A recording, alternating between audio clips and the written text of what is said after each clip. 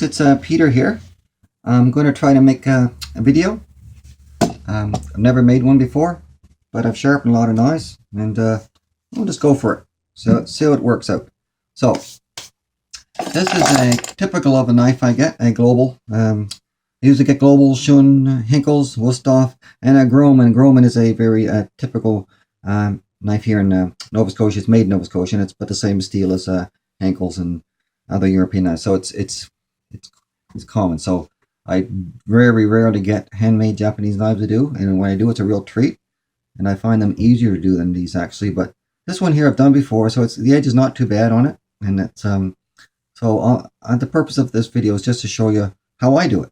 I mean, this is not direction on how to sharpen knives, because you guys know how to do that. I'm just showing you how I do them. So I typically start. I'm going to use that word typically a lot. This is a 500 grit Sharpening glass, one of my favorite core stones. My other favorites are the 220 and 320 Sharpening glass, the Toma 400 and the Toma 140. I love all those stones, and the Jacera 400 too. So put a little squirt here, and I always start the right side of the knife. We call it the right side. And sometimes I start at the tip, heel. I don't think it really matters, as long as we form a pattern when we sharpen and we repeat that pattern over and over. As long as, if it's a good pattern, probably good. Sometimes you can have a bad way to do things, and it's not a good thing. But so this one here is not bad. I know this knife is sharpened about this angle. That would be too high, so I'm going to go around there. And I could mark the edge, but I'm not going to do that. You know, I could mark the Sharpie here, but I've done this knife several times. So I'm pretty comfortable with where to go. So as I said once before, the biggest change I made in my sharpening was how I apply pressure. So I'm putting pressure on the edge trailing stroke as I push the knife. It's just a really natural, feels very natural to me. I find it easier. Now, I noticed one thing, a benefit of it too, is that I used to drag my, when I was pushing, I used to drag my finger pads along the stone. I never do that anymore with this method. So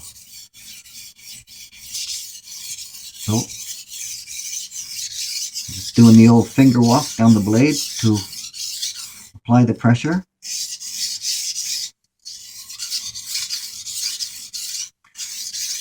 Okay. Many times knives I've sharpened without paying enough attention to the heel, and I really concentrate on that area now. I'm going a little slower here than some might, because I don't want it to be blurry on the video. So I can feel a nice burr on there now. I'm going to switch over.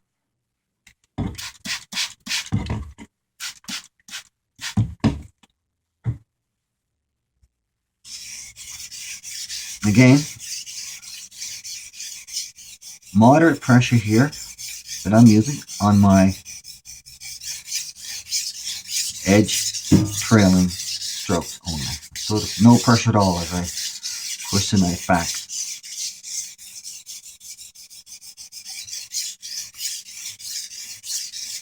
And I'm not counting. It's just a rhythm here, and I've already got the burr formed. So I'm going to switch it over here, and I'm going to remove that burr.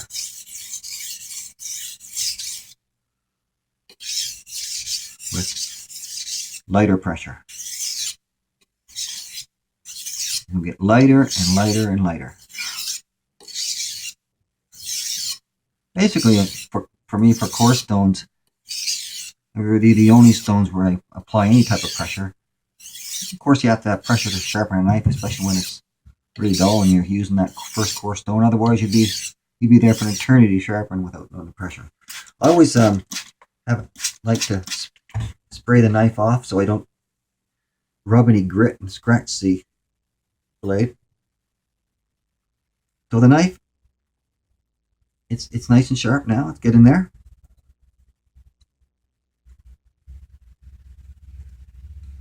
Feels good. I'll just a little more work on the core stone. More work on a core stone always pays off. And very light pressure. But there is pressure.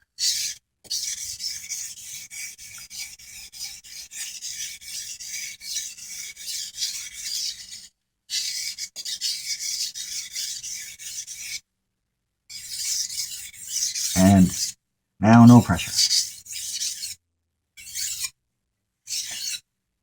Just a habit, the way I do it. It works. So yeah, for me, it's a habit I work on keeping. I work on working on.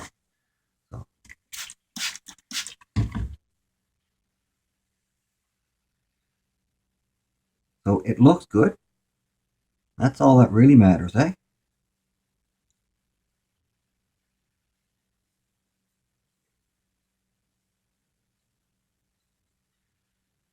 Okay.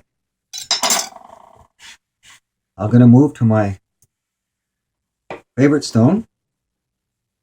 After this, which is a Manawatchasera 1K stone. And stones are all nice and flat. I've learned the hard way how important it is to maintain the flatness of the stones. So again,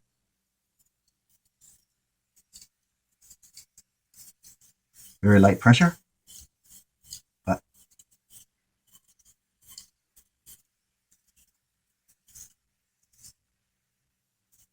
this is a pretty small knife, so it's on the stone quite nicely. Not trying to form a burr here, but one may form. I think the real secret is to stop that motion just before the burr forms, but as long as you get rid of it.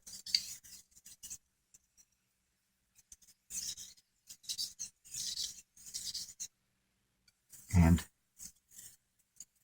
no pressure at all here. And I'm not counting. It's just a rhythm. More of a rhythm than a count. I've done it so many times that it may appear like I'm counting, but I'm not. Counting would be so freaking boring, wouldn't it? If you had to count.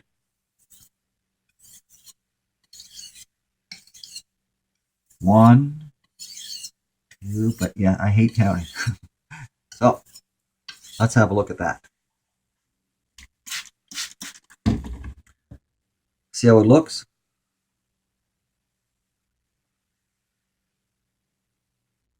Can't feel anything. The edge is nice.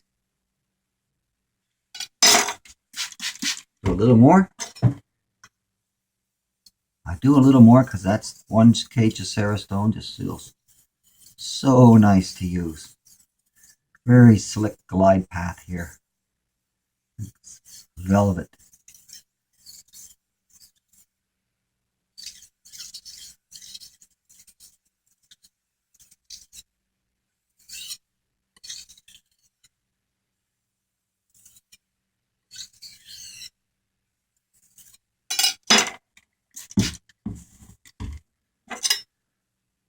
So I'm done with that stone. I'll move up to the beloved 5,000 grit Jacera. I think it would have made it a nicer color than gray, eh? Anyway. So have a look. Start.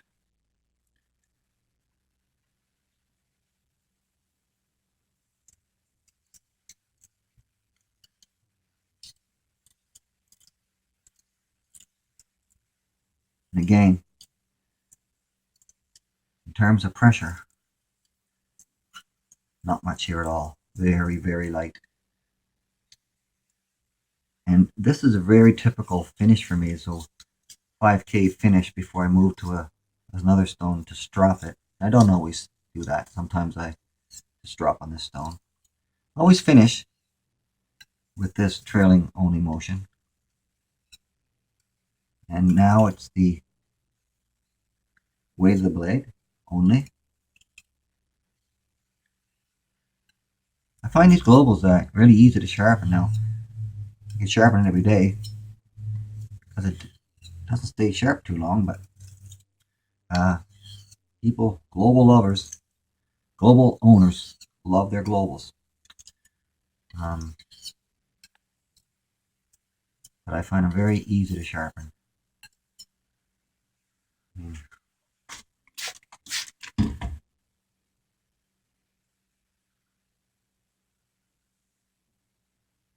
So you can see the nice polishing that stone, and it's nice and feels really sharp. Yeah, removing those hairs nicely there. So that's good. I'll just a couple more light sweeps because I have the OCD here and I got to do that just because.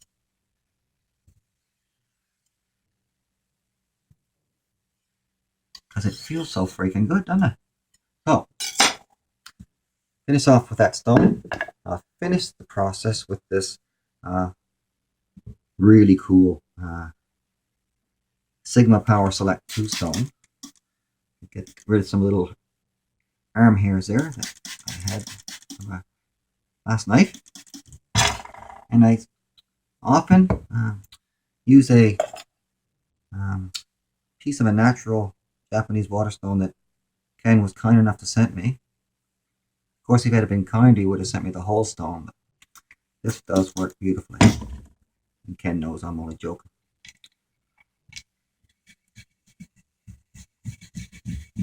That's all I use this for. It's just to put this little tiny bit of slurry on there.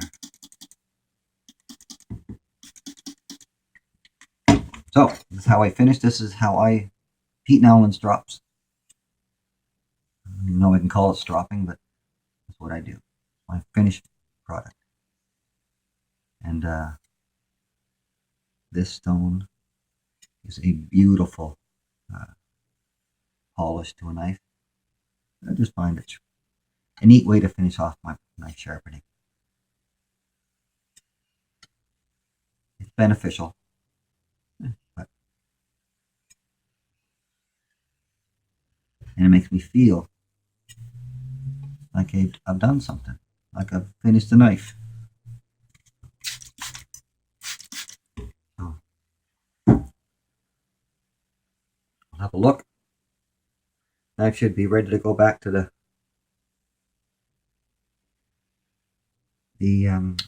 global fanatic that owns it, and I'm sure I'll live another day when he sees this knife. It is nice and sharp.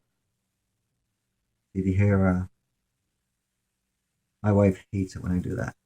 You can see all the hair just coming off the So, that's how I sharpen knives. Thanks for watching.